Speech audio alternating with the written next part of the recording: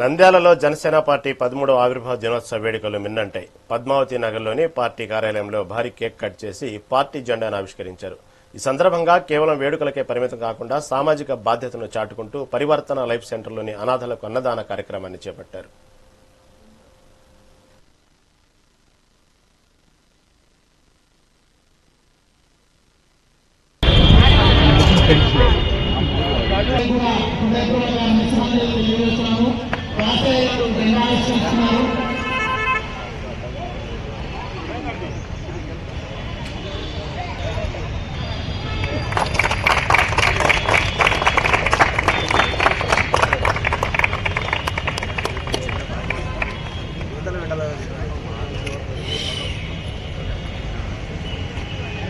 జై జనసేన జై జనసేన గురు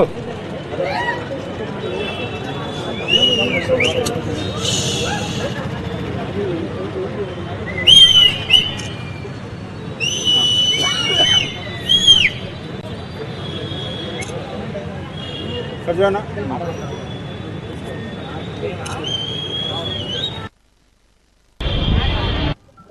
ఈరోజు మనకెంతో గర్వకారణమైన రోజు.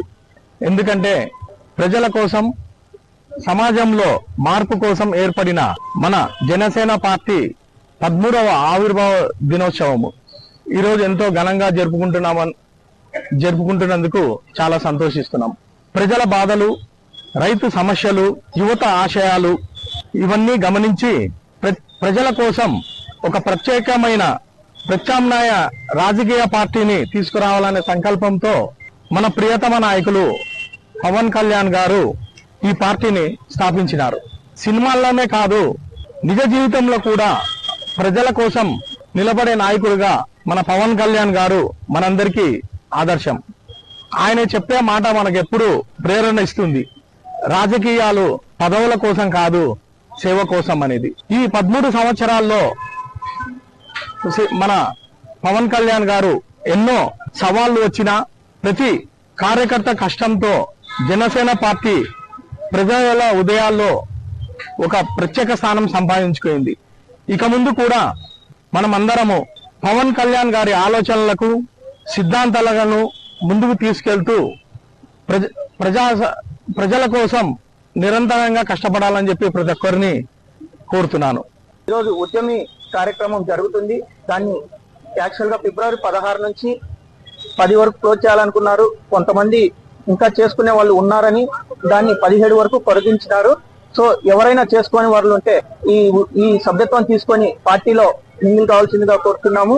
పవన్ కళ్యాణ్ ఆశయాలు పార్టీ పెట్టిన దగ్గర నుంచి 13 సంవత్సరాలు ఇప్పటి వరకు ఎన్నో అవమానాలు పడి కూటమి ప్రభుత్వం ఏర్పాటు చేయడంలో కీలక పాత్ర వహించారు. ఇప్పటి వరకు నిర్వహించిన ప్రతి కార్యక్రమంలో కూడా ప్రజలకు విలువైన రోడ్లు అయితేనేమి, పల్లె బాట అయితేనేమి, అడవి తల్లి బాట అయితేనేమి, పిఠాపురంలో అనాథలకి అతని శాలరీ సైతం వెచ్చించి కార్యక్రమాలు చేయడం జరుగుతుంది. ఆయన ఆశయాల్లో మేము ఎల్లప్పుడూ ఆయన చేసుకుంటూ 13వ ఆవిర్భావ దినోత్సవ శుభాకాంక్షలు తెలియజేస్తూ ఈ రోజు నంద్యాల భవనాసి వాసు గారి ఆధ్వర్యంలో ఘనంగా ఏర్పాట్లు చేయడం జరిగింది.